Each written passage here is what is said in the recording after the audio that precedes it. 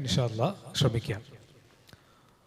അപ്പോൾ Islamic parenting ഒരു മാതൃക എന്ന വിഷയം അവതരിപ്പിക്കുമ്പോൾ പ്രധാനമായിട്ടും ഒരുപാട് മേഖലകളെ ടച്ച് ചെയ്യേണ്ടതുണ്ട്.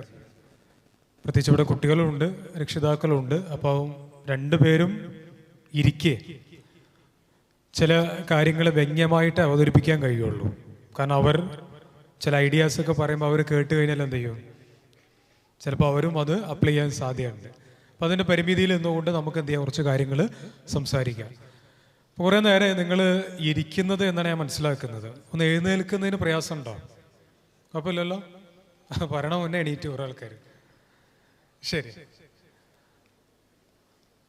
ഒന്ന് റിലാക്സ് ആകാം. ശരി, നമ്മൾ സാധാരണ ഒരു പക്ഷേ ഇതിലെ പല ആളുകളും ഒരു ചെറിയ ആക്ടിവിറ്റിയൊക്കെ പരിചയമുള്ളതാണ്.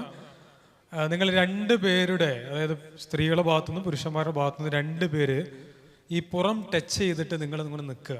മീൻസ് പുറം ടച്ച് ചെയ്തിട്ട്, അത് ചെറിയ കുട്ടിയാണെങ്കിലും കുഴപ്പമില്ല, മുതിർന്ന ആൾക്കാരാണെങ്കിലും കുഴപ്പമില്ല. ഞാൻ കുറച്ചുകൂടി പാരൻസിനാണ് ഫോക്കസ് ചെയ്യുന്നത്. അതെ, കറക്റ്റ്, ഇതേപോലെ തന്നെ ഇവർ നിൽക്കുന്ന പോലെ തന്നെ എല്ലാവരും ഒന്ന് പുറം ടച്ച് ചെയ്ത് നിൽക്കുക. തള്ളണ്ട, നിന്നാ മതി. ശരി, നിന്നില്ലേ? അതിൽ കുട്ടികൾ പിന്നെ അത് കൂടുതൽ ചെയ്യണ്ട, പാരൻസ് മാത്രം ചെയ്താൽ മതി.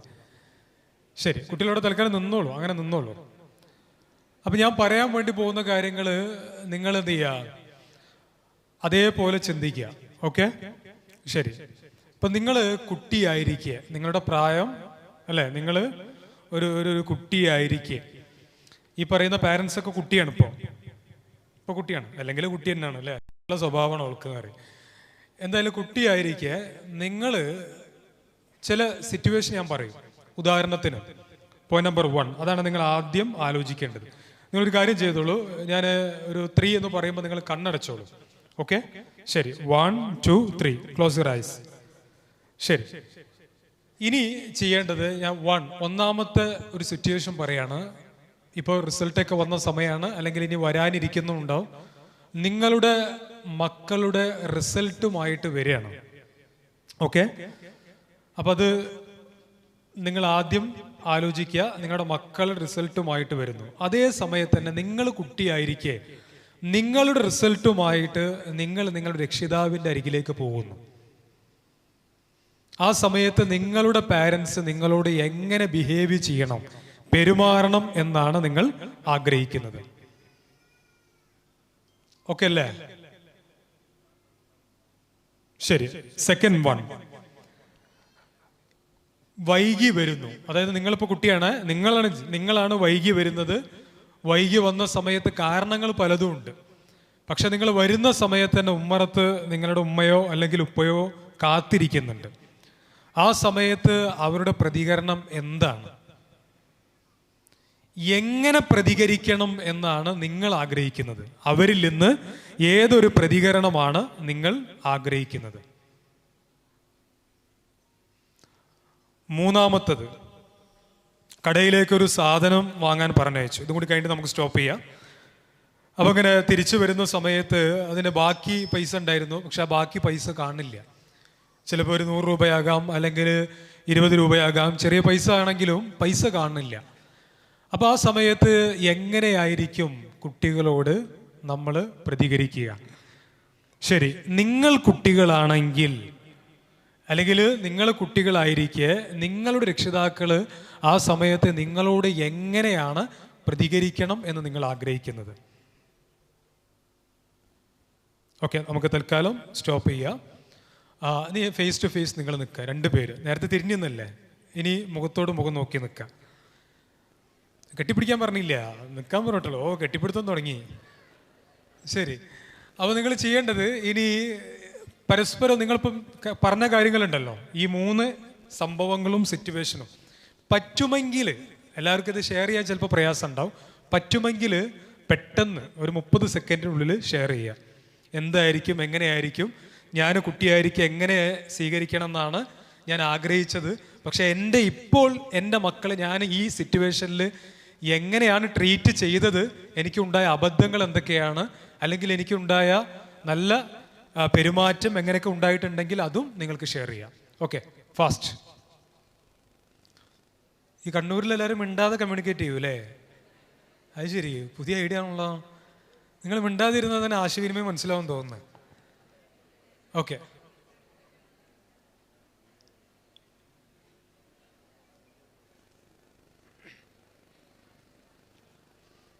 അല്ല നിങ്ങൾ കുറെ ആൾക്കാർ എന്നെ നോക്കിക്കണ്ട, സംസാരിച്ചോളൂ. ഓക്കെ, മതി. ഇനി നിങ്ങൾ റിലാക്സ് ചെയ്ത് തരുന്നുള്ളൂ. ഓക്കെ, ഒരാൾ എന്ത് പറയാനൊന്നും പറയാനില്ല, ഒക്കെ കണക്കാണ്. നമ്മളും കണക്കാണ്, എല്ലാം കണക്കാണ്. അവസാനം നമ്മളെന്താ പറയുക, നാടും ശരിയില്ല, നാട്ടുകാരും ശരിയില്ല, നാട് ഭരിക്കുന്നവരും. അപ്പം ഈസി ആയല്ലോ കാര്യങ്ങൾ, അപ്പം മൊത്തത്തിൽ ഈസിയായി. ശരി, ഈ നമ്മൾ കുറച്ചൊരു സീരിയസ് ആയിട്ടുള്ള കാര്യമാണ്. ഒരിക്കലും ഒരു മക്കള് മാതാവിൻ്റെ മുമ്പിലിരുന്നിട്ട്, ഉമ്മ നിങ്ങൾക്ക് ഇങ്ങനെ ഒരു ആഗ്രഹം ഉണ്ടെങ്കിൽ ഒന്ന് പറഞ്ഞുകൂടായിരുന്നു എന്ന് വെച്ചു. അതായത് ഭർത്താവ് മരണപ്പെട്ടു, അങ്ങനെ വർഷങ്ങൾ കഴിഞ്ഞു. ഈ പറയുന്ന ഉമ്മ മക്കളെ പോറ്റി വളർത്തി എല്ലാ സൗകര്യങ്ങളൊക്കെ ഉണ്ടാക്കി വെച്ചു. അങ്ങനെ കുറേ കഴിഞ്ഞ സമയത്ത് പല കുടുംബത്തിലെ കുറച്ച് ആളുകളൊക്കെ, നിങ്ങൾ ഉമ്മാനോടൊക്കെ അങ്ങനെ ചോദിച്ചിരുന്നോ, ഒരു കല്യാണം കഴിക്കണ്ടേ, ഉമ്മക്കൊരു കുടുംബജീവിതമൊക്കെ വേണ്ടേ എന്നുള്ളത് ചോദിച്ചിട്ടുണ്ടോ എന്ന് ചോദിച്ചു. അപ്പോൾ അതിൻ്റെ അടിസ്ഥാനത്തിൽ ഈ മക്കൾ വന്നിട്ട് പിന്നെ ഈ ഉമ്മനോട് വന്നിട്ട് ചോദിക്കുകയാണ്, ഉമ്മ ഞങ്ങളൊരു കാര്യം ചോദിക്കുന്നതുകൊണ്ട് ഉമ്മക്കൊന്നും തോന്നൂലല്ലേ, എന്തെങ്കിലും പ്രയാസം ഉണ്ടെങ്കിൽ ഉമ്മ വിഷമിക്കരുത്, എന്നാലും ചോദിക്കുകയാണ്. അത് ഏകദേശം 50 വയസ്സിന് മുകളിലായി, 54 വയസ്സായി. എന്നാൽ ഈ ഭർത്താവ് മരണപ്പെട്ടത് 28, 29 അങ്ങനെ ഉണ്ടല്ലോ, ആ സമയത്താണ്. ആ സമയത്ത് മക്കളൊക്കെ ചെറുപ്പമാണ്. അപ്പോൾ ഏതായിരുന്നാലും ഈ ചോദ്യം ചോദിച്ച ഉടനെ തന്നെ ഉമ്മ ഒരു ചിരി ചിരിച്ചു. ആ ചിരി നിങ്ങൾക്ക് ഊഹിക്കാം. ഓക്കെ, ഉമ്മ ചിരിച്ചുകൊണ്ട് ആ മക്കളോട് തിരിച്ചു ചോദിക്കുന്നൊരു ചോദ്യമുണ്ട്. ഇപ്പോഴാണോ നിങ്ങൾക്കിത് ചോദിക്കാൻ തോന്നിയത്? ഇപ്പോഴാണോ നിങ്ങൾക്കിത് ചോദിക്കാൻ തോന്നിയത്? അതായത് ഉമ്മാൻ്റെ മനസ്സിൽ ഒരു കാലത്ത് അങ്ങനെ ആഗ്രഹം ഉണ്ടായിരുന്നു. പക്ഷേ ഒന്ന് ചോദിച്ചിരുന്നെങ്കിൽ, ആരെങ്കിലുമൊക്കെ ഒന്ന് പ്രേരിപ്പിച്ചിരുന്നെങ്കിൽ ഞാൻ അതിന് തയ്യാറാകുമായിരുന്നു എന്നാണ് ആ ഉമ്മ പുറത്തേക്ക് അത് സംസാരിക്കുന്നത്. പക്ഷേ ഉമ്മയുടെ കുടുംബത്തിൽ പലരും വന്നിട്ട് സംസാരിച്ചിട്ടുണ്ട്, നിനക്കൊരു കുടുംബം വേണ്ടേ, ഏതായാലും മക്കളൊക്കെ വലുപ്പം വെച്ച് കഴിഞ്ഞാൽ നിനക്കൊരാൾ വേണ്ടേ എന്നൊക്കെ പറഞ്ഞപ്പോഴും വ്യംഗ്യമായിട്ട് അല്ലെങ്കിൽ വളരെ പിന്നെ തന്ത്രപരമായിട്ട് ഒഴിഞ്ഞു മാറാണ് ചെയ്തിട്ടുള്ളത്. പക്ഷെ ഞാൻ മനസ്സിലാക്കുന്നത്, ഒരു പക്ഷേ ഒരുപാട് പ്രേരിപ്പിച്ച് കഴിഞ്ഞാൽ ഇത്തരത്തിലുള്ള ആളുകൾ വിവാഹത്തിന് വേണ്ടി തയ്യാറാവുകയുള്ളൂ. നമ്മളെ വിഷയം പാരൻറ്റിങ് ആണ്. പക്ഷെ ഒരു സിംഗിൾ പാരൻ്റ്, അതായത് ഉമ്മ അതിനുശേഷം പറഞ്ഞ വാക്കുണ്ട്, നിങ്ങളെ പോറ്റി വളർത്താൻ ഞാൻ ഒരുപാട് കഷ്ടപ്പെട്ടിട്ടുണ്ട്. അതിവിടെ മക്കളും കൂടി ഉണ്ടായത് കൊണ്ടാണ് ഞാൻ ബോധപൂർവം ഇതിൽ തുടങ്ങിയത്. അതായത് നിങ്ങളെ പോറ്റാൻ ഞാൻ ഒരുപാട് കഷ്ടപ്പെട്ടിട്ടുണ്ട്, നിങ്ങളെ കൊണ്ട് നടന്നു, വിദ്യാഭ്യാസം, നിങ്ങളുടെ പിന്നെ കുടുംബത്തിലെ ചെലവുകൾ, അങ്ങനെ പോകുന്ന ഒരുപാട് കാര്യങ്ങൾ. അപ്പോൾ ഈ മക്കൾ അതൊക്കെ മനസ്സിലാക്കിയിട്ടുണ്ട്, നല്ല മക്കളാണ്, അവരതിനെക്കുറിച്ചൊക്കെ തിരിച്ചറിവുള്ള മക്കളാണ്. ആ സമയത്താണ് ഉമ്മ ഇവരോട് പറയുന്ന വാക്കുകൾ, ശരി ഒന്നും വേണ്ട ഇനി ഉമ്മാക്ക്, ഏതായാലും വിവാഹം ഒന്നും വേണ്ട, പക്ഷേ ഞാൻ മരണപ്പെട്ട് കഴിഞ്ഞാൽ എനിക്ക് വേണ്ടി നീ പ്രാർത്ഥിക്കണം, 1. 2, എന്നെ ഇന്ന സ്ഥലത്ത് ഖബറടക്കണം. ആ സ്ഥലത്തിനെ ഖബറടക്കണം എന്ന് പറയുമ്പോൾ, അപ്പോൾ ഞങ്ങൾ കോഴിക്കോട്ടുകാരെ സംബന്ധിച്ചിടത്തോളം കണ്ണമ്പറമ്പിൽ അല്ലേ, ബീച്ച് പരിസരത്ത് കാണാം, അവിടെ ഖബറടക്കണം എന്ന് പറയും. അപ്പോൾ അതിൽ പ്രത്യേക പോരിശം പുണ്യമൊന്നുമില്ല, ഇന്ന സ്ഥലത്ത് ഖബറടക്കിയാൽ വലിയ പുണ്യമുണ്ട്, നമ്മുടെ നാട്ടിൽ അങ്ങനത്തെ സ്ഥലങ്ങളൊന്നും ഇല്ല, ഏതായിരുന്നു മണ്ണിൻ്റെ അടിയിലാണ്. പക്ഷേ അങ്ങനെ പറയണമെങ്കിൽ ചില ആളുകളുടെ താല്പര്യമാണ്, ഇഷ്ടമാണ്. അപ്പോൾ ഒരു പ്രത്യേക സ്ഥലം പറഞ്ഞു, അവിടെ ഖബറടക്കണം. എന്നിട്ട് അതിനൊരു കാരണം പറഞ്ഞിട്ടുള്ളത്, ഞാൻ വളരെ കുറഞ്ഞ വർഷമേ നിങ്ങളുടെ ഉപ്പയുടെ കൂടെ ജീവിച്ചിട്ടുള്ളൂ, പക്ഷെ ആ കുറഞ്ഞ കാലം ജീവിച്ച സമയത്ത് അദ്ദേഹം എനിക്ക് വർഷങ്ങളോളം ജീവിച്ചതിൻ്റെ അനുഭവങ്ങളാണ് പങ്കുവച്ചിട്ടുള്ളത്. ഇത് പ്രിയപ്പെട്ട സഹോദരങ്ങളെ, ഒരു ഉമ്മയുടെ മക്കളോടുള്ള ആഗ്രഹങ്ങൾ പങ്കുവെക്കുകയാണ്. അപ്പം നമ്മൾ കുറഞ്ഞ കാലം ഇവിടെ ജീവിക്കുള്ളൂ, ഞാനും നിങ്ങൾ കുറഞ്ഞ കാലം ജീവിക്കുള്ളൂ. ഈ കുറഞ്ഞ കാലം ജീവിക്കുന്ന സമയത്ത് രക്ഷിതാക്കളും മക്കളും തമ്മിലുള്ള വൈകാരികമായിട്ടുള്ള ഒരു ബന്ധമുണ്ടായിരിക്കണം. അതിനാണ് ഇമോഷണൽ ബോണ്ടിങ് എന്ന് പറയാം. ആ ഇമോഷണൽ ബോണ്ടിങ് ആണ് ഞാൻ ഒറ്റ പോയിന്റിലാണ് ഇന്നത്തെ ക്ലാസ് എന്ത് ചെയ്യുക നമുക്ക് മുന്നോട്ട് നയിക്കുന്നതും അവസാനിപ്പിക്കുന്നതും. ഈ ഇമോഷണൽ ബോണ്ടിങ് ആണ് പലപ്പോഴും നമ്മുടെ കുടുംബത്തിൽ നഷ്ടപ്പെട്ടിട്ടുള്ളത്. അതിന് കാരണം എന്താണെന്നറിയോ? ഈ പലപ്പോഴും നമ്മൾ ഈ ഇമോഷണൽ ബോണ്ടിങ് തകർക്കുന്ന ഒന്നാണ് ഇമോഷണൽ ബ്രേക്കിങ്, വൈകാരികമായിട്ടുള്ള ഒരു തകർച്ച ഉണ്ടാക്കിയെടുക്കുക. അതിനൊരൊറ്റ കാരണം ഇതാണ്. അതായത് നിന്റെ ബാപ്പ പലതും പറയും, അതൊന്നും നീ കേൾക്കണ്ട. ചിലപ്പോൾ സംസാരത്തിൽ അറിയാതെ വരുന്ന വാക്കുകളാണ്. അല്ലേ? ഈ ഗ്രാൻഡ് പാരന്റിങ് എന്നുള്ള സംഭവം ഉണ്ട്. അതായത് ഉപ്പ കഴിഞ്ഞാൽ വല്യപ്പ, പിന്നെ ആരൊക്കെ ഉണ്ട്, വല്യമ്മ ഉണ്ട്, അങ്ങനെ പോകുന്ന പല ആളുകളുണ്ടാവും. ആ പറയുന്ന വല്യപ്പക്കും വല്യമ്മക്കും വലിയ റോളുണ്ട്. നേരെ തിരിച്ചുമുണ്ട്. അപ്പോൾ നല്ല പ്രായമുള്ള ഞാൻ പലപ്പോഴും പറയാറുണ്ട്. അപ്പോൾ ഈ മക്കൾ വാപ്പനോട് ഇങ്ങനെ പറയാണ്, കുറേ കാര്യങ്ങൾ ഇങ്ങനെ പറഞ്ഞിട്ടും നീ നിന്റെ പണിയെടുത്താൽ മതി, എന്നെ പഠിപ്പിക്കേണ്ട. ആര്? ഈ വാപ്പ പറഞ്ഞു. വാപ്പ എന്ന് പറഞ്ഞാൽ വല്യപ്പ, അതിന് പേരക്കുട്ടികളുണ്ട്. അങ്ങനെ ഈ ഒരിക്കൽ ഇതിങ്ങനെ കേട്ട് കേട്ട് കേട്ട് ചെറിയൊരു കുട്ടിയുണ്ട്. അപ്പോൾ ഈ കുട്ടി ഇങ്ങനെ വല്യപ്പാനോട് പറഞ്ഞു, വല്യപ്പ ഇങ്ങക്കൊന്ന് മാറിക്കൂടെ എന്ന് ചോദിച്ചു. വല്യപ്പ ഇങ്ങക്കൊന്ന് മാറിക്കൂടെ എന്ന് ചോദിച്ചു. അവിടെ മക്കൾ പറഞ്ഞപ്പോഴും അത് നീ എന്നെ പഠിപ്പിക്കണ്ട എന്ന് പറഞ്ഞ വല്യപ്പ ഒരു പേരക്കുട്ടി പറഞ്ഞപ്പോൾ സീരിയസ് ആയിട്ട് അതിനെ കണ്ടു, ഗൗരവമായിട്ട് കണ്ടു. അദ്ദേഹം ചിന്തിച്ചു, ശരിയാണ്, ആ പറയുന്ന കുട്ടി പറയുന്നതിലും വലിയ കാര്യമുണ്ട്. കാരണം ആ കുട്ടിയുടെ സംസാരത്തെ അത്ര പോസിറ്റീവായിട്ട് അദ്ദേഹം സ്വീകരിച്ചു. അപ്പോൾ മാറ്റങ്ങൾ എവിടെയാണ് എപ്പോഴാണ് ഉണ്ടാകുക എന്ന് പറയാൻ പറ്റൂല. അപ്പോൾ ഇമോഷണൽ ബ്രേക്കിങ്ങിൻ്റെ ഒരു കാരണം എന്ന് പറയുന്നത്, നിന്റെ വാപ്പ വലുതും പറയും, വല്യപ്പ വലുതും പറയും, വല്യമ്മ അതൊക്കെ പറഞ്ഞോട്ടെ, അതൊന്നും നീ കേൾക്കണ്ട, അങ്ങനെ പറയാ, പതുക്കെ പറയും അല്ലേ? വല്യമ്മ പലതും പറയും, നീ കേൾക്കണ്ട. വല്യമ്മ നല്ലതാണ് പറഞ്ഞതെങ്കിൽ അത് സ്വീകരിക്കണം, വല്യപ്പ നല്ലതാണ് പറഞ്ഞതെങ്കിൽ സ്വീകരിക്കണം, ഉമ്മ പറയുന്നത് നല്ലതാണെങ്കിൽ സ്വീകരിക്കണം.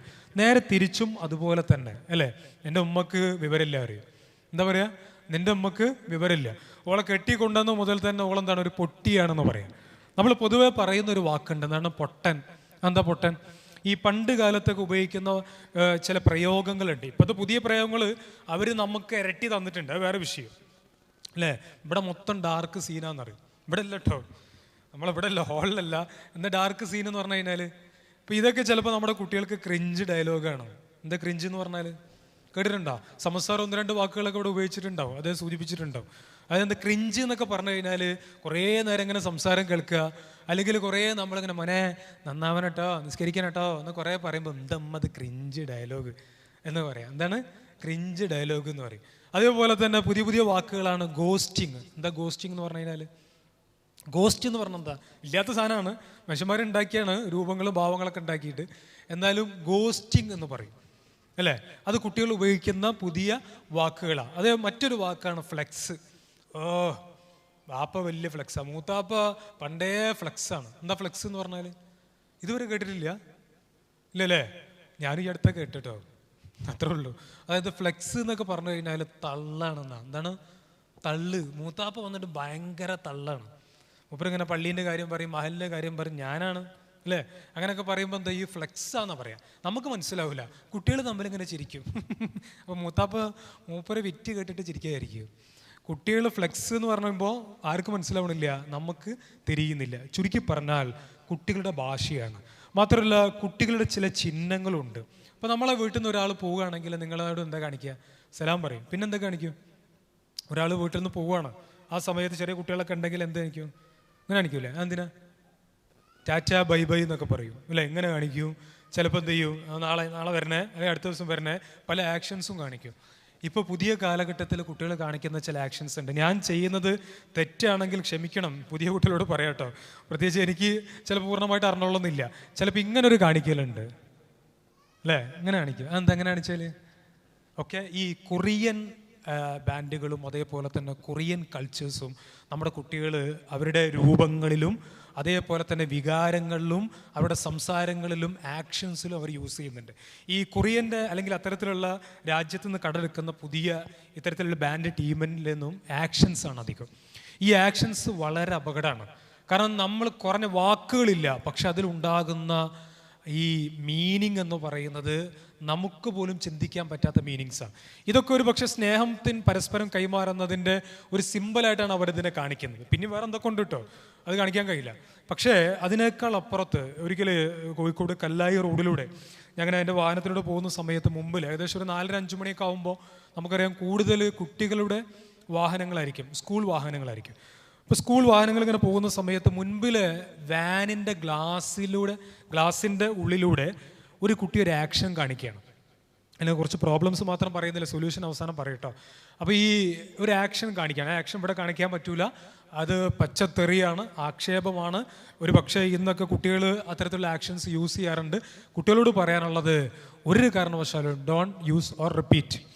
ഒരു കാരണവശാലും നമ്മൾ ഉപയോഗിക്കുകയോ ആവർത്തിക്കുകയോ ചെയ്യാൻ പാടില്ല.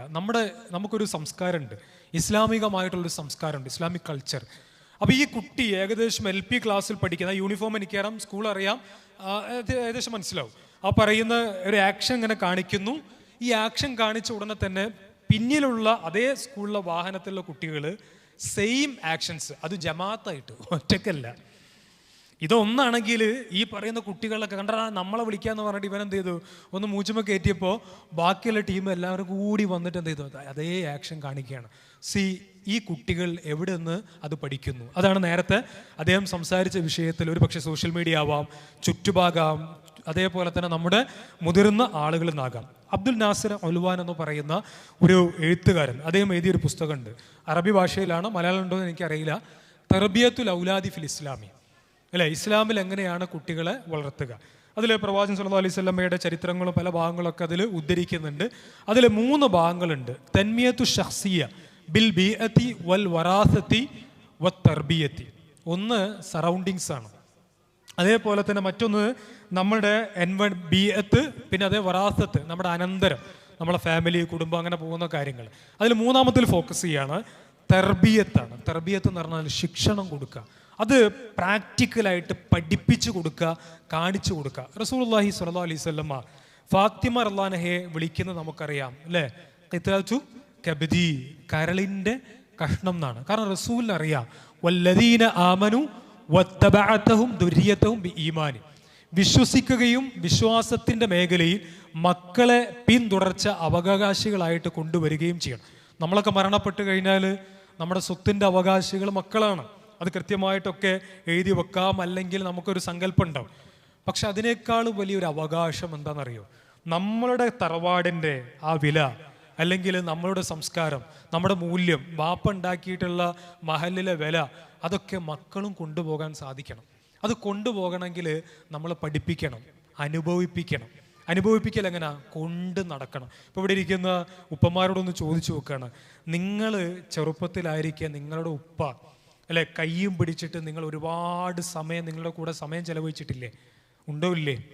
ഒരുപാട് സമയം ചെലവഴിച്ചിട്ടുണ്ട്. കടയിൽ കൊണ്ടുപോകും, പള്ളിയിൽ കൊണ്ടുപോകും, അല്ലേ, നമുക്ക് സാധനങ്ങൾ വാങ്ങിച്ചു തരും, ഇഷ്ടപ്പെട്ട മിഠായികൾ വാങ്ങിച്ചു തരും. ഇങ്ങനെ ഓരോന്ന് നമ്മളങ്ങനെ അനുഭവിപ്പിക്കുമ്പോൾ എവിടെയെങ്കിലും ഒരു പോരായ്മ ഉണ്ടെങ്കിൽ സ്നേഹത്തോടു കൂടി തിരുത്തും. അവിടെയാണ് നമുക്കുണ്ടാകുന്ന മിസ്റ്റേക്ക് എന്ന് പറയുന്നത്. പ്രവാചകൻ സല്ലല്ലാഹു അലൈഹി വസല്ലമ ഒരിക്കൽ ഫാത്തിമ റളിയല്ലാഹുഅൻഹയെ അരികിലേക്ക് വരുന്ന സമയത്ത് കൂടെ ഒരു സ്വഹാബി ഉണ്ടായിരുന്നു. വളരെ പെട്ടെന്ന് പറയാം, അങ്ങനെ ആ സ്വഹാബി കൂടെ ഉണ്ട് എന്ന് മനസ്സിലാക്കിയപ്പോൾ ഓടി വന്ന, അവിടെ തിരിച്ചറിയേണ്ടത്, ഫാത്തിമ റളിയല്ലാഹു അൻഹ ഓടി വന്നു വാപ്പാനെ കണ്ടപ്പോൾ, അല്ലേ. ഇന്നിപ്പോൾ നേരെ തെളിച്ചു പറയും, ഉപ്പ വന്നിട്ടുണ്ട്, ഒരു ശബ്ദവും ഇല്ല. പണ്ടൊക്കെ വരാന്നാ പറയാ, ഇപ്പോൾ ഒരു വരാന്ന് പോലും പറയില്ല. എന്താണ്? ഉപ്പ വന്നിട്ടുണ്ടെന്ന് പറയുമ്പോൾ ഉപ്പ വന്നു, അതിനിപ്പോൾ ഞാൻ എന്താക്കണം? ഞാൻ എൻ്റെ ലോകത്ത്, ഞാൻ എൻ്റെ സ്വകാര്യമായിട്ടുള്ള ഒരു ലോകത്ത്. അപ്പോൾ മനുഷ്യർക്ക് സ്വകാര്യതകൾ കൂടുന്നു, മനുഷ്യർക്ക് എന്താണ്? പ്രൈവസി കൂടുന്നു. പ്രൈവസി വേണം, എനിക്ക് എൻ്റെതായ പ്രൈവസി വേണ്ടേ? വേണം.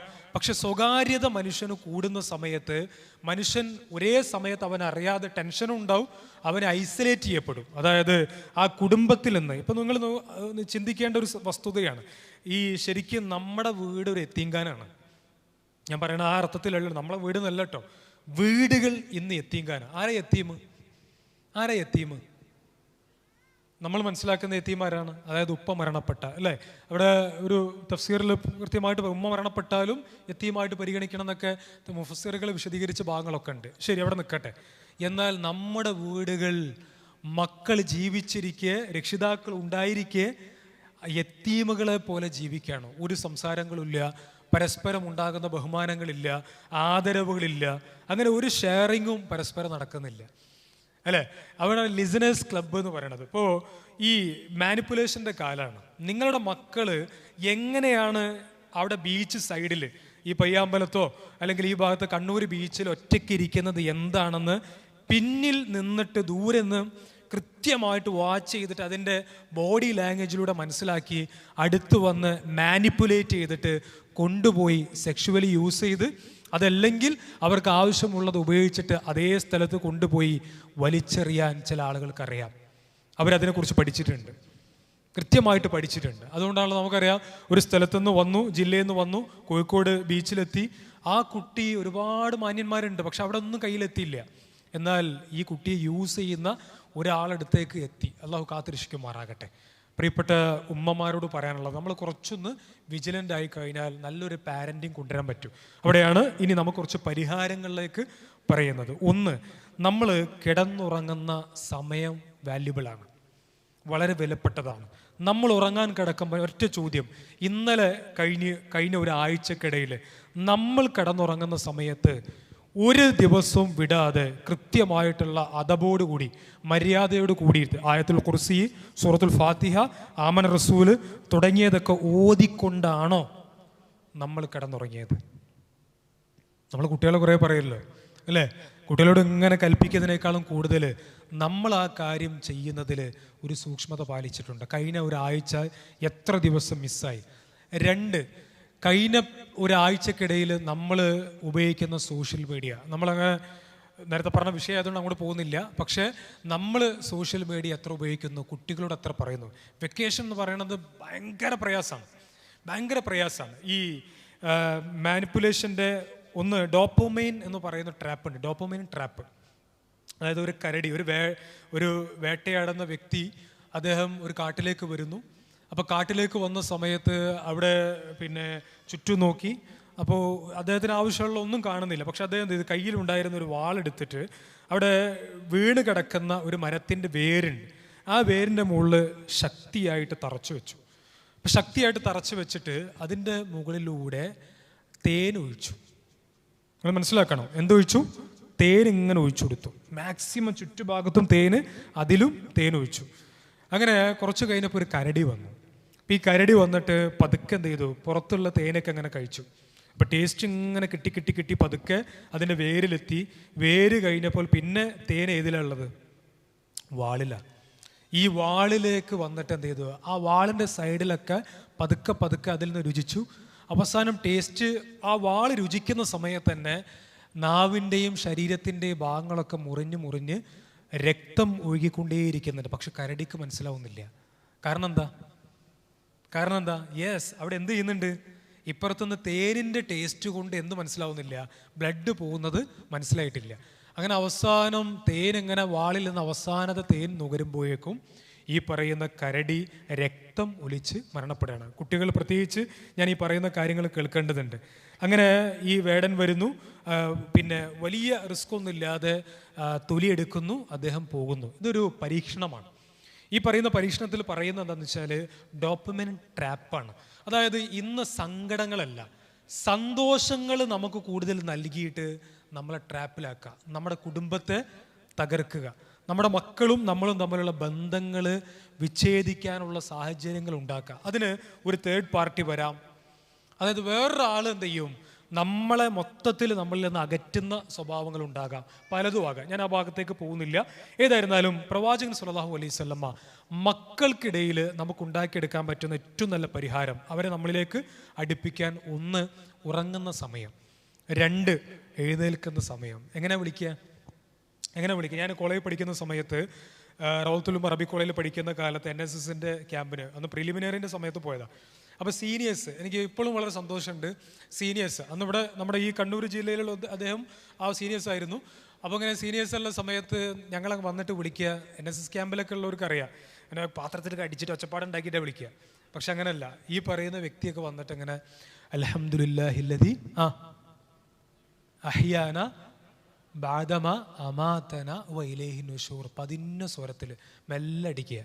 അങ്ങനെ ഉണ്ടല്ലോ, മെല്ലെ ഇങ്ങനെ അടിച്ചടിച്ച് ഇങ്ങനെ മെല്ലെ കുറേ നേരം ഇങ്ങനെ. അപ്പോഴേക്ക് ബാക്കിയുള്ളവരെന്ത് ചെയ്യും? അങ്ങനെ പതുക്കെ ഇങ്ങനെ എഴുന്നേറ്റ് തുടങ്ങുകയും ചെയ്യും. എഴുന്നേൽക്കുമ്പോൾ ശാന്തത, ഇത് എഴുന്നേൽക്കുമ്പോൾ തന്നെ ബേജാറാവും എന്നിട്ട് നെട്ടി എണീക്കുകയാണ് അല്ലേ? അപ്പോൾ പേടിപ്പിച്ചും ഭയപ്പെടുത്തിയിട്ടും പിടിച്ചു വലിച്ചിട്ടും. മദ്രസയിൽ പോകുമ്പോൾ 6:30 മണിക്ക് മദ്രസ ആണെങ്കിൽ എത്ര മണിക്ക് കുട്ടികളെ വിളിക്കണം? ഒരു 6:15 വിളിച്ചാൽ മതി അല്ലേ? എന്നിട്ട് വേഗം എന്ത് ചെയ്യാം? ഇങ്ങനെ പറയാം, മോറ് കഴുകുന്നറിയാം. എന്നിട്ട് ആ മോറൊക്കെ ഒന്ന് കഴുകി, എന്നിട്ട് വേഗം എന്ത് ചെയ്യും? അല്ല, മുടിയൊക്കെ ഒന്ന് ചീകി, എന്നിട്ട് അങ്ങോട്ടും എന്ത് ചെയ്യും? അവനെ വിടും. ഉമ്മ ഞാൻ നിസ്കരിച്ചിട്ട് ഞാൻ വന്നിട്ട് നിസ്കരിക്കാം, പോയിക്കോ. എവിടെയൊക്കെ പോണേ? മദ്രസയിലേക്ക്. നിസ്കാരം സുബി വന്നിട്ട് നിസ്കരിക്കുക. എവിടെയൊക്കെ പോകണം? മദ്രസയിലേക്ക് പോകണം. കോൺട്രഡിക്ഷനാണ് അല്ലേ? നമ്മൾ പറയുന്നതും ചെയ്യുന്നതും കോൺട്രഡിക്ഷൻ. എന്നാൽ അടുത്ത ദിവസം അതേപോലെ തന്നെ നമ്മൾ പറയും അല്ലേ, നീ നിസ്കരിച്ചോ? ഇല്ലമ്മ നിസ്കരിച്ചിട്ടില്ല, ഞാൻ വന്നിട്ട് നിസ്കരിക്കുക. ഇവിടെ നിസ്കരിച്ചിട്ട് പോയാൽ മതി, ദീനില് അക്കീമുസ്വല എന്നൊക്കെ പറഞ്ഞിട്ട് നമ്മൾ അവിടെ പറയുക. അപ്പോൾ ഈ കുട്ടി ഇങ്ങനെ ആലോചിക്കുക, അപ്പോൾ ഉമ്മ അന്ന് പറഞ്ഞതോ ഇന്ന് പറഞ്ഞതോ?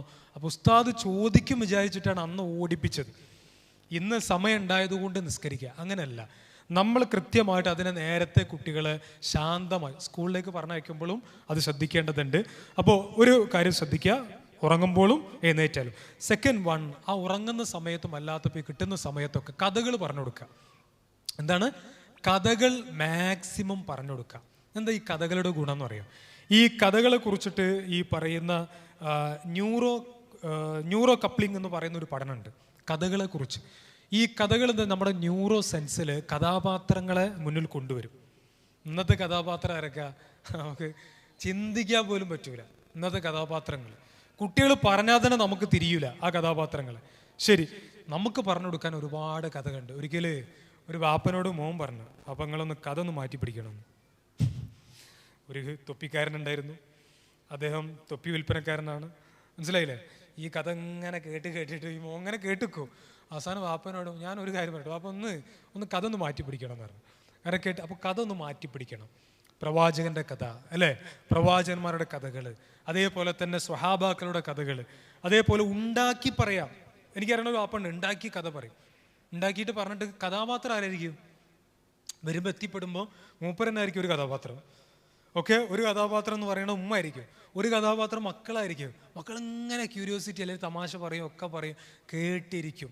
ഞാൻ വിദേശത്ത് പോയപ്പോൾ അങ്ങനെ ഒരു ഫാമിലിയിൽ ഇങ്ങനെ പോയ സമയത്ത് കണ്ടതാണ്, 20 മിനിറ്റ് കഥ പറഞ്ഞിട്ട് മക്കൾക്ക് ബോറടിക്കുന്നില്ല, അവരങ്ങനെ കേട്ടിരുന്നു. അത് ചെറുപ്പത്തിൽ വളർത്തിക്കൊണ്ടുവരുന്നതിൻ്റെ ഒരു പ്രാധാന്യം കൂടിയാണത്. അപ്പോൾ അതുകൊണ്ടാണ് എനിക്ക് തോന്നുന്നു നമ്മൾ ഉണ്ടാക്കി കൊടുക്കുന്ന ചില ഡോപ്പമിൻ ട്രാപ്പ് ഉണ്ട്, സന്തോഷങ്ങൾ. എൻ്റെ മോൻ കഷ്ടപ്പെടാൻ പാടില്ല, എന്താ പറയുക, എൻ്റെ മോൻ കഷ്ടപ്പെടാൻ പാടില്ല. ശരിയാണ്, കഷ്ടപ്പെടരുത്, പ്രയാസപ്പെടരുത്. പക്ഷെ ഒരു കാര്യമുണ്ട്, നമ്മുടെ മക്കൾ കഷ്ടപ്പാടിൻ്റെ ചില അനുഭവങ്ങൾ അവർക്ക് ഉണ്ടാവണം, ചെറുപ്പത്തിലേ ഉണ്ടാവണം. അത് അനുഭവിക്കണം അവർ. ഇപ്പോൾ തന്നെ എനിക്ക് ഫുഡ് കിട്ടണം എന്നല്ല, കുറച്ച് വെയിറ്റ് ചെയ്താലേ കിട്ടുള്ളൂ. അതിനാണ് സോഷ്യൽ ബേർത്ത്, കുട്ടികളുടെ വളർച്ച ഉണ്ട്, സോഷ്യൽ ബേർത്ത്. ഇനി സമൂഹത്തിൽ ഇങ്ങനെ വളർന്നു വരുമ്പോൾ കുട്ടികൾക്ക് ക്യൂ നിൽക്കാൻ പറ്റില്ലല്ലോ. ക്യൂ നിൽക്കാൻ പഠിക്കണം, ക്ഷമിക്കാൻ പഠിക്കണം, ആളുകളായിട്ട് ചിലപ്പോൾ എന്ത് ചെയ്യും, ആളുകളായിട്ട് സംസാരിക്കാൻ പഠിക്കണം. അവിടെയാണ് വിശുദ്ധ ഖുർആൻ ഇബ്രാഹിം നബി അലൈഹി ഇസ്ലാമിനെ കുറിച്ച് സംസാരിച്ചുകൊണ്ടിരിക്കുന്ന സമയമാണ്. ചിക്കാഗോ യൂണിവേഴ്സിറ്റി നടത്തിയിട്ടുള്ള ഒരു പഠനത്തിൽ പറയുന്നുണ്ട്, നമ്മൾ നല്ലൊരു ചുറ്റുപാടിൽ കൊണ്ടുപോയി ആക്കുക. ഇന്നി അസ്കൻതു മിൻ ദുരിയത്തി, അടുത്ത പരിഹാരം കേട്ടോ, ഇന്നി അസ്കൻതു മിൻ ദുരിയത്തി ബിവാദി ഗൈരി ദീ സറഇൻ അല്ലേ, ഇന്ത ബൈത്തിക്കൽ മുഹറം. എവിടെ കൊണ്ടുപോയി ആക്കി? മസ്ജിദുൽ ഹറമിൻ്റെ പരിസരത്ത് കൊണ്ടുപോയി ആക്കി, കഅബൻ്റെ അടുത്ത്. ആര്? ഇബ്രാഹിം നബി അലൈഹി ഇസ്ലാം മക്കള്. അങ്ങനെ ആ കഅബയുടെ പരിസരം എന്ന് പറഞ്ഞു കഴിഞ്ഞാൽ നമുക്കറിയാം, ഇവിടെ ഹജ്ജിന് ഉംറയ്ക്ക് പോയ ആളുകളൊക്കെ പറയും, കാരണം വേറെ ഒന്നിനെ കുറിച്ച് ചിന്തിക്കാൻ പറ്റൂല എന്ന്. അപ്പോൾ ഞാൻ അവസാനിപ്പിക്കുകയാണ്, ഒരു 5 മിനിറ്റും കൂടി സമയമുള്ളൂ. ഏതായിരുന്നാലും ഈ പറയുന്ന പരിഹാരങ്ങളിലേക്ക് നമുക്ക് എത്തിച്ചേരാൻ സാധിക്കണം. അടുത്തത്, നമ്മൾ സംസാരിക്കുന്ന സമയത്ത് മനുഷ്യരാണ്. ഞാനിപ്പോൾ പറയണം, ഞാനും വലിയ ശുചായൊന്നുമല്ല, എൻ്റെ ഭാഗത്തുനിന്ന് ഒരുപാട് മിസ്റ്റേക്ക് പറ്റാറുണ്ട്. പക്ഷേ തിരുത്തി മുന്നോട്ട് പോകാൻ പറ്റണം അല്ലേ? ഇപ്പോൾ ഉദാഹരണത്തിന് നേരത്തെ ഞാൻ നിങ്ങളോട് ചെയ്യിപ്പിച്ച വൈകി വന്ന സമയത്ത് നമുക്ക് പല രീതിയിൽ പ്രതികരിക്കാം. സങ്കടം കൊണ്ട് പ്രതികരിക്കും അല്ലേ, കരഞ്ഞുകൊണ്ടും ചിരിച്ചുകൊണ്ടും, കണ്ട ചിരിയും അല്ലേ, വൈകിയ കുട്ടീനെ കാണാതായ കരച്ചിലും, വികാരമൊന്നും മനസ്സിലാവില്ല. എന്നിട്ട് എല്ലാം കൂടി തളം കെട്ടിയിട്ട് എവിടെ നീ ഇത്ര നേരം ഒരു അടിയും കൊടുക്കൂ.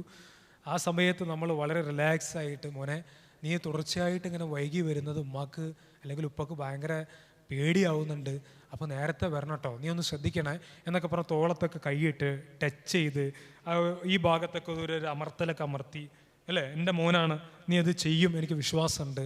ഇങ്ങനെ ഒന്ന് ടോൺ മാറ്റാൻ പറ്റണം. ഇത് ഞാൻ പഠിപ്പിക്കുന്നതല്ല, വിശുദ്ധ ഖുർആൻ പഠിപ്പിക്കുന്നതാണ്. അവിടെ അബ്ദുല്ലാഹി ബിൻ റാഫിയ റളിയല്ലാഹു അൻഹു, റസൂലുള്ളാഹി സ്വല്ലല്ലാഹു അലൈഹി വസല്ലമ അദ്ദേഹം വരുന്ന സമയത്ത് ഒരു പരാതി ലഭിച്ചു. പരാതി എന്ന് പറയുന്നത്, അപ്പുറത്തുള്ള ഈത്തപ്പഴത്തിന് എറിഞ്ഞിട്ട് ഈ പഴം കഴിക്കുകയാണ്. അപ്പോൾ ഈ പറയുന്ന റസൂലുള്ളാഹി സ്വല്ലല്ലാഹു അലൈഹി വസല്ലം അടുത്ത് വന്നിട്ട് ആ പഴം മാറ്റിയിട്ട്, സാധാരണ ആ പഴം കഴിക്കാൻ പാടില്ല എന്ന് പറഞ്ഞാൽ തട്ടാം അല്ലേ, വളരെ സിമ്പിളായിട്ട് അവിടെ ടാസ്ക് കഴിഞ്ഞു. പ്രവാചകൻ സല്ലല്ലാഹു അലൈഹി വസല്ലം റീപ്ലേസ് ചെയ്തു. എന്ത് കഴിക്കണം, എങ്ങനെയുള്ളത് കഴിക്കണം, ഒരേ സാധനം, അതേ കാരക്ക തന്നെ മറ്റൊരു ഹലാലായ കാരക്ക എടുത്തിട്ട് കൊടുത്തിട്ട് പറഞ്ഞു ഇത് കഴിക്കണം. ആ കുട്ടി കഴിച്ചു കഴിഞ്ഞിട്ട് പറഞ്ഞു, മോനെ മറ്റൊരു ആളുടെ ഈ പറയുന്ന ഈത്തപ്പഴം അന്യായമായിട്ട് ഉപയോഗിക്കരുത്, പകരം എന്ത് ചെയ്യണം, ഇങ്ങനെ ഉള്ള പഴം നീ ഉപയോഗിക്കാം, ഈ നല്ല മാർഗത്തിലൂടെയുള്ള പഴം കഴിക്കാം. അവിടെ സാമ്പത്തികമായിട്ടുള്ള ഫൈനാൻഷ്യൽ ഡിസിപ്ലിൻ പഠിപ്പിക്കുകയാണ്. സാമ്പത്തികമായിട്ടുള്ള അച്ചടക്കം കുട്ടിയെ ആര് പഠിപ്പിക്കുകയാണ്? ഈ പറയുന്ന ഉപ്പ, അതായത് റസൂലുള്ളാഹി സ്വല്ലല്ലാഹു അലൈഹി വസല്ലമ അവിടെ പഠിപ്പിക്കുകയാണ്. ഇത് നമുക്ക് പഠിപ്പിച്ചു കൊടുക്കാൻ സാധിക്കണം. അതോടൊപ്പം തന്നെ അടുത്ത ശ്രദ്ധിക്കേണ്ട ഒരു പരിഹാരങ്ങളാണ് സ്പർശനങ്ങൾ. ഈ കുറച്ചുകൂടി മുതിർന്ന കുട്ടികളൊക്കെ ആയിക്കഴിഞ്ഞാൽ നമ്മൾ ഈ ടച്ചൊക്കെ കുറയും അല്ലേ. ചെറിയ കുട്ടികളൊക്കെ കൈ കിട്ടിയാൽ എന്താ ചെയ്യുക? ചെറിയ 2, 3, 4 മാസമുള്ള കുട്ടികളൊക്കെ നിങ്ങളെ കൈ കിട്ടിയാൽ എന്താ ചെയ്യുക? അതിനെ പിടിച്ച് ജ്യൂസ് അടിക്കും അല്ലേ, അമർത്തി നെക്കി പീഞ്ഞ്. പാവാണ് കുട്ടികൾ എന്താ ഫീൽ ചെയ്യണമെന്ന് കുട്ടികൾക്ക് പറയാൻ കഴിയില്ലല്ലോ, അവർ കരഞ്ഞിട്ടൊക്കെയാണ് അറിയിക്കുക. കാരണം ആ സ്നേഹം കൊണ്ട് നമ്മൾ എന്ത് ചെയ്യും, അങ്ങനെ അത് പ്രകടിപ്പിക്കും.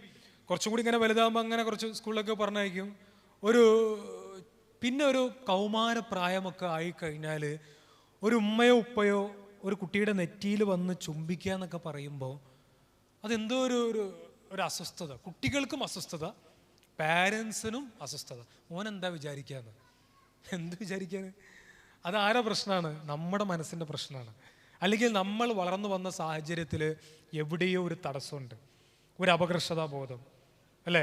നമ്മളെ വളർച്ചാ സാഹചര്യത്തിൽ ഉണ്ടായിട്ടുള്ള ചില അപര്യാപ്തതകൾ നമ്മുടെ മക്കളിലേക്ക് പ്രകടിപ്പിക്കുന്നതിൽ നമുക്ക് ചില തകർച്ചകൾ വരുന്നു. അപ്പോൾ ചുരുക്കി പറഞ്ഞാൽ നല്ല ടച്ച് ഉണ്ടാകണം. എങ്ങനെയൊക്കെ സ്പർശിക്കാം, എവിടെയൊക്കെ സ്പർശിക്കാം? ഒന്ന് പറഞ്ഞേ, ഒന്ന് ആക്ഷൻ കാണിച്ചാൽ. എവിടെയൊക്കെ സ്പർശിക്കുക? എവിടെയൊക്കെ സ്പർശിക്കുക? കയ്യിൻ്റെ ഈ ഭാഗം, പിന്നെ ഈ ഭാഗം, തല അല്ലേ, തലയുടെ ഈ ഭാഗം, പിന്നെ നെറ്റിയുടെ ഈ ഭാഗം, പിന്നെ യെസ്, ഇദ്ദേഹം പറഞ്ഞു വളരെ കറക്റ്റാണ് അല്ലേ, ഈ ചുമലിൻ്റെ ഈ ഭാഗത്തൊക്കെ. ഓക്കെ, ഒരു 4 A+ കിട്ടി, ഒരു A, 2 C+, ബാക്കിയും കുറവാണ്. ഇങ്ങനൊരു കുട്ടി റിസൾട്ടുമായിട്ട് എന്താ റിസൾട്ട് ഇവിടെ? ഉമ്മ ഒന്നും പറയില്ലല്ലോ അല്ലേ. ഉമ്മ ഖുറാൻ ക്ലാസ്സിനൊക്കെ പോകണല്ലേ, ഇങ്ങനെയൊക്കെ പറയും, ജാമ്യം എടുക്കുക കുട്ടികൾ. എന്നിട്ട് നമ്മളെ കയ്യിലിത് ഇങ്ങനെ ഗ്രേഡ് ഇങ്ങനെ തരും. ആ സമയത്ത് നമ്മളെ സ്വഭാവം മാറും അല്ലേ. ഞാനൊക്കെ പഠിപ്പിച്ചിട്ട് കാര്യമില്ല, എത്ര പഠിപ്പിച്ചിട്ട് എന്താ. ആദ്യമൊക്കെ നമ്മൾ കേട്ടതൊക്കെ ഓക്കെയാണ്, ശരിയാണ്, ഇങ്ങനെയൊക്കെ പെരുമാറണം എന്നുള്ളത്. പക്ഷെ ഒരു സിറ്റുവേഷൻ വരുന്ന സമയത്ത് നമുക്കങ്ങനെ പറ്റിയിട്ടില്ലെങ്കിൽ എത്ര പാരൻറ്റിങ് ക്ലാസ് കേട്ടിട്ടും കാര്യം ഉണ്ടാവില്ല. ഞാൻ അവസാനിപ്പിക്കാൻ വേണ്ടി പോവാണ്. സഹോദരങ്ങളെ, സുഹൃത്തുക്കളെ, പറഞ്ഞു വരുന്നത് നമുക്ക് 100% എല്ലാം ശരിയാവുന്നല്ല. നമുക്ക് മിസ്റ്റേക്ക് ഉണ്ടാവും, പോരായ്മകളുണ്ടാവും. ചിലപ്പോൾ 10 എണ്ണത്തിൽ ചിലപ്പോൾ 2, 3 ഒക്കെ ശരിയാവുള്ളൂ. പക്ഷെ നമ്മൾ അതിനു വേണ്ടി ബോധപൂർവമായിട്ടുള്ള പരിശ്രമങ്ങൾ ഉണ്ടാക്കിയെടുക്കണം. പുതിയ കാലഘട്ടത്തിൽ ഒരുപാട് പഠനങ്ങൾ നടക്കുകയാണ്. കോൺഷ്യസ് പാരൻറ്റിങ് എന്നാണ് പുതിയ സ്റ്റഡി. എന്താണ് കോൺഷ്യസ് പാരൻറ്റിങ്? മറ്റൊന്ന് ജെന്റിൽ പാരൻറ്റിങ്. ഒന്ന് ജെന്റിൽ, മയമുള്ള, നല്ല മാന്യമായിട്ട് സംസാരിക്കുക, നല്ല രൂപത്തിൽ ഇടപെടുക, അങ്ങനെ തുടങ്ങിയ കാര്യങ്ങൾ. ഇനി 5ാമത്തെ ഒരു പരിഹാരം പറഞ്ഞുകൊണ്ട്, 5ാമത്തെ പരിഹാരം ഇതാണ്. വേറൊരാൾ നമ്മുടെ വീട്ടിലേക്ക് വരുന്ന സമയത്ത് അവരോട് നമ്മളെ മക്കളെ കുറിച്ച് നല്ലത് പറയാം. അവർ കേട്ടിട്ടോ കേൾക്കാതെയോ, ശ്രദ്ധിക്കണേ, അവർ കേട്ടിട്ടോ കേൾക്കാതെയോ. ഉദാഹരണത്തിന് എന്നോട് എൻ്റെ ഒരു സുഹൃത്ത് പറയുമ്പോൾ ഞാൻ എൻ്റെ സുഹൃത്തിൻ്റെ മകനെ കാണുന്ന സമയത്ത്, നിൻ്റെ ഉപ്പ നിന്നെ കുറിച്ച് ഇങ്ങനെ പറഞ്ഞല്ലോ, നീ പള്ളിയിൽ കൃത്യസമയത്ത് പോകുന്നൊരു കുട്ടിയാണെന്ന് ബാപ്പ അങ്ങനെ പറഞ്ഞു അല്ലേ, അൽഹംദുലില്ലാ. ആ ബാപ്പയെ കുറിച്ചുള്ള ഒരു ഇമേജ് വരും. ഓക്കെ, അതാണ് നിങ്ങൾ ശ്രദ്ധിക്കേണ്ട. ആ ഇമേജ് ആയിരിക്കണം വർഷങ്ങൾ കഴിഞ്ഞാലും നമ്മൾ ഉണ്ടാക്കിയെടുക്കേണ്ടത്. ബാപ്പ എന്നെ കുറിച്ച് അങ്ങനെ പറഞ്ഞു. മാക്സിമം പുറത്തുനിന്ന് കേൾക്കുന്നത് നന്മയായിരിക്കണം, നല്ലതായിരിക്കണം. അതുകൊണ്ട് നമ്മൾ ശ്രദ്ധിക്കുക. ഇങ്ങനെയുള്ള കുറച്ച് പരിഹാരങ്ങളായിരിക്കണം നമ്മുടെ കുടുംബത്തിൽ ഉണ്ടാക്കിയെടുക്കേണ്ടത്. പരിഹാരങ്ങളൊക്കെ ഓർമ്മണ്ടോ? എന്തൊക്കെയാണ്? ഉറങ്ങാൻ കിടക്കുമ്പോൾ, ഉറങ്ങി എഴുന്നേൽക്കുമ്പോൾ, പിന്നെ ടച്ച്, സ്പർശനങ്ങൾ. ഓക്കെ, പിന്നെ കഥകൾ പറയണം, സൊല്യൂഷനാണ്, കഥകൾ പറയണം. പിന്നെ പരിഹാരങ്ങളെന്ന് ഓർമ്മയില്ലേ? ലാസ്റ്റ് പറഞ്ഞിട്ടല്ലേ, ഏതാണ്? മറ്റുള്ളവർ കേൾക്കുമാർ എന്ത് ചെയ്യണം? നന്മകൾ പറയണം. വീട്ടിലേക്ക് വരുന്ന സമയത്തും അതേപോലെ പറയണം. നേരെ തിരിച്ചു പറയുമ്പോൾ ശ്രദ്ധിക്കണം. ചില ആളുകളെ കുറിച്ചിട്ടൊക്കെ നമ്മൾ അഡ്രസ്സ് ചെയ്യും. ചിലപ്പോൾ ഭർത്താവും ഭാര്യയും തമ്മിലുണ്ടാകുന്ന ചില സംസാരങ്ങളൊക്കെ ഉണ്ടാവും. അപ്പോൾ വീട്ടിൽ പുറത്തേക്ക് പോകുന്ന സമയത്ത് ഭർത്താവ് പറഞ്ഞു, പിന്നെ ഇന്ന് എൻ്റെ കുറച്ച് ഫ്രണ്ട്സൊക്കെ വരും, അപ്പോൾ നല്ല കുറച്ച് ഭക്ഷണമൊക്കെ ഉണ്ടാക്കി വെക്കണം എന്ന് പറഞ്ഞു. അപ്പോൾ ഭാര്യ പറഞ്ഞു, എത്ര ആളുകളുണ്ടാവും? അങ്ങനെയുള്ള ചോദിക്കുക. അങ്ങനെയല്ല ചോദിക്കുക, എത്ര ആൾക്കാരുണ്ടാവും, എന്തൊക്കെ ഫുഡ് ഡിഷ് വേണം, അത് നമ്മൾ ഉഷാറാണ്, നന്നായിട്ട് ഒരുക്കി വെക്കും. അപ്പോൾ ഭാര്യയൊക്കെ ചോദിച്ചു. അപ്പോൾ കൂടുതൽ ഇങ്ങനെ മൂപ്പര് ഷൂ ഒക്കെ ഇട്ട് ഇങ്ങനെ ഇറങ്ങാൻ പോകുന്ന സമയത്ത്, പിന്നെ നല്ല കുറച്ച് കൂടുതൽ ഇട്ടോ, കാരണം കൂടുതൽ ഉണ്ടാക്കിക്കോ, ആ കൂട്ടത്തിൽ ഒരുത്തുണ്ട്, നല്ല തിന്നാവുകയാണെന്ന് പറഞ്ഞു. എന്താണ് തിന്നാവൂ എന്ന് പറഞ്ഞു. അപ്പോൾ ഈ കുട്ടികളൊക്കെ ഇങ്ങനെ കേൾക്കുന്നുണ്ട്, അങ്ങനെ കേട്ടെന്ന്. അപ്പോൾ കുറച്ച് കഴിഞ്ഞപ്പോൾ ഫ്രണ്ട്സൊക്കെ വന്നപ്പോൾ കൂട്ടത്തിൽ ഒരാൾ, ഒന്നും വിചാരിക്കരുത് അങ്ങനെയാണ് സംഭവം, അങ്ങനെ ആയതുകൊണ്ടാണ്. അപ്പോൾ കൂട്ടത്തിൽ ഒരാൾ തടിച്ച ഒരാളാണ്. അപ്പോൾ ഈ തടിച്ച ആളിങ്ങനെ നല്ല ഹരായിട്ട് ഇങ്ങനെ ഫുഡ് കഴിക്കാന്ന് പറഞ്ഞപ്പോൾ മൂപ്പര് ഇങ്ങനെ രസമായിട്ട്, ഫ്രണ്ട്സിൻ്റെ വീടല്ലേ നമുക്കറിയാമല്ലോ, മൂപ്പര് ഓടി വന്ന് ഇങ്ങനെ കസരൊക്കെ വലിച്ചിട്ടിട്ട് ഇങ്ങനെ ഇരുന്ന് ഇതൊക്കെ ഇങ്ങനെ പൊക്കിയിരുന്നപ്പോൾ ഈ കുട്ടി ഇങ്ങനെ ചോദിക്കുക, ബാപ്പാ നിങ്ങൾ പറഞ്ഞ തിന്നാവും മൂപ്പരാണോ എന്ന്. ഒറ്റ വാക്കിൽ ചോദിക്കുകയാണ്, നിങ്ങൾ പറഞ്ഞ തിന്നാവും മൂപ്പരാണെന്ന് ചോദിച്ചു. അതിൽ വാപ്പം അല്ലേ മിണ്ടരുതെന്ന് പറഞ്ഞു. എവിടെ അല്ല, ആ സമയത്ത് കുട്ടി വളരെ നിഷ്കളങ്കമായിട്ട് പറഞ്ഞാണ്, പക്ഷേ അത് അവിടെ വേഗം കുട്ടി വേഗം കോപ്പി ചെയ്യാണ്. അപ്പോൾ അത് ശ്രദ്ധിക്കണം, കുട്ടികൾ അഡ്രസ്സ് ചെയ്യുമ്പോഴും ശ്രദ്ധിക്കണം. ഇപ്പോൾ ഈ കുട്ടികളുടെ നിറത്തിൻ്റെ പേരിൽ എന്നോട് ഓപ്പണായിട്ടൊരു കുട്ടി സംസാരിച്ചാണ്, എനിക്ക് പരാതിയില്ല സാർ, പക്ഷേ എനിക്ക് സങ്കടമുണ്ടെന്ന് പറഞ്ഞു. എനിക്ക് പരാതിയില്ല സാർ, പക്ഷേ എനിക്ക് സങ്കടമുണ്ട്. ഞാൻ അല്പം നിറം കുറഞ്ഞതിൻ്റെ പേരിൽ എൻ്റെ ഉമ്മയാണ്, എൻ്റെ ഉമ്മ എന്നെ കൂടെ കൊണ്ടെടുക്കൂല എന്ന് പറഞ്ഞു. അതായത് പുറത്തു പോകുന്ന സമയത്തൊക്കെ ഈ പറയുന്ന അതായത് ഇവൻ്റെ അനുജന് കുറച്ചും കൂടിയൊക്കെ നല്ല ഭംഗിയൊക്കെ ഉണ്ട്, ഭംഗിയും അങ്ങനെയാണ് പറയപ്പെടുന്നത്, ഭംഗി കണ്ണിലാട്ടോ, ആ ഉമ്മയുടെ കണ്ണിലാൻ പറഞ്ഞു, ആ ഉമ്മ കാണുന്നത് അങ്ങനെ. അപ്പോൾ ഈ പറയുന്ന പിന്നെ കുട്ടീനെ എങ്ങനെ കൊണ്ടുപോകും, ഇവനെ അധിക സ്ഥലത്തേക്കൊന്നും കൊണ്ടുപോകില്ല. അപ്പോൾ ഇവന് വളർന്നു വരുന്ന സാഹചര്യത്തിൽ അത് തിരിച്ചറിഞ്ഞു. കാരണം എന്താണെന്ന് ഇവന് ആ ഉമ്മയുടെ സംസാരത്തിലൂടെയും മറ്റു ചലനങ്ങളിലൂടെയും ഒക്കെ ഈ പറയുന്ന കുട്ടിക്ക് മനസ്സിലായി. അപ്പോൾ അവിടെയാണ് പറയണത്, പരാതിയില്ല പക്ഷെ സങ്കടമുണ്ട്. കുട്ടികളോടും പറയാനുള്ളത് ഇന്ന് അങ്ങനത്തെ ഒരു കാലഘട്ടമാണ്. കാരണം കുട്ടികൾ സങ്കടപ്പെടാണ്. ക്യാമ്പസിൽ സ്കൂളിലൊക്കെ പോയി കഴിഞ്ഞാൽ കോൺഫിഡൻസ് കൊടുക്കണം അവർക്ക്, അല്ലേ? അല്പം നിറം കുറഞ്ഞതിൻ്റെ പേരിൽ അകറ്റപ്പെട്ടുകൊണ്ടിരിക്കുക. അതുകൊണ്ടാണ് ഈ കോസ്മെറ്റിക്സിൻ്റെ യൂസേജ് കൂടുന്നത്. ശ്രദ്ധിച്ചിട്ടുണ്ടോയെന്ന് അറിയില്ല, അല്ലേ? വാരി പൊത്തുകയാണ് ആൾക്കാർ. നിറലേക്ക് പെയിൻ്റ് അടിച്ച് പായലില്ല പൂപ്പലില്ല അടിച്ചിടുകയാണ്, അല്ലേ? എന്നിട്ട് അടിച്ചിട്ടിട്ട് നിങ്ങൾ പ്രകൃതിയുള്ള നിങ്ങളുടെ കഴിവ് കൊണ്ട്, പ്രവൃത്തി കൊണ്ട്, നമ്മുടെ നന്മകൾ കൊണ്ടായിരിക്കണം ശ്രദ്ധിക്കപ്പെടേണ്ടത്. അപ്പോൾ അറ്റൻഷൻ സീക്കിങ്ങിന് വേണ്ടിയിട്ട് നമ്മളിങ്ങനെ കുട്ടികളിത് ഉപയോഗിക്കുന്നു, അമിതമായി ഉപയോഗിക്കുന്നു എന്ന് പറയുമ്പോൾ അതേ സമയത്ത് ഉപയോഗിക്കുന്നതിലേക്കുള്ള കാരണങ്ങളും നിങ്ങൾ വളരെ ശ്രദ്ധിക്കേണ്ടതുണ്ട്. അപ്പോൾ അതൊക്കെ വളരെ പതുക്കെ സ്നേഹത്തോടു കൂടി പറഞ്ഞു കൊടുക്കാൻ സാധിക്കണം. ആത്യന്തികമായിട്ട് നമ്മൾ പള്ളികളും മഹല്ലുകളുമായിട്ട് കൂടുതൽ ബന്ധപ്പെടിപ്പിക്കുക, ആദർശ പ്രവർത്തന മേഖലയിൽ മക്കളെ വരും തലമുറയിൽ കൊണ്ടുവരിക, അതിനുവേണ്ടി പരിശ്രമിക്കാം. അള്ളാഹു നല്ലൊരു കുടുംബജീവിതത്തെ, നല്ലൊരു മക്കളെ നമുക്ക് പ്രദാനം ചെയ്യുമാറാകട്ടെ. നമ്മൾ പരിശ്രമിച്ചിട്ടും നമുക്ക് നഷ്ടപ്പെട്ടിട്ടുണ്ടെങ്കിൽ അതിന് നമ്മൾ സങ്കടപ്പെടേണ്ടതില്ല, ഒരു കുറ്റബോധം ഉണ്ടാകാൻ പാടില്ല. മരിക്കാൻ കിടക്കുന്ന സമയത്ത് എൻ്റെ കാരണം കൊണ്ട് എൻ്റെ മക്കൾ കേടായിപ്പോയി, വെടക്കായിപ്പോയി എന്ന് നമുക്ക് തോന്നാതെ അത് ഞാൻ മാക്സിമം ചെയ്തിട്ടുണ്ട് എന്ന് പറയുന്ന ആത്മവിശ്വാസത്തോട് കൂടിയിട്ടായിരിക്കണം സക്രാത്തിൻ്റെ ഹാലിൽ പോലും കിടക്കേണ്ടത്. ആ രീതിയിൽ നല്ലൊരു ജീവിതവും മരണവും അള്ളാഹു നമുക്ക് പ്രദാനം ചെയ്യുമാറാകട്ടെ. റബ്ബന ആത്തിന ഫിദ്ദുനിയ ഹസന വഫിൽ ആഖിറതി ഹസനത്തും വഖിനാ അദാബന്നാർ. ആമീൻ ആമീൻ ബിറഹ്മതിക യാ അർഹമർ റഹീമീൻ. അസ്സലാമു അലൈക്കും വറഹ്മത്തുള്ളാഹി വബറകാതുഹു.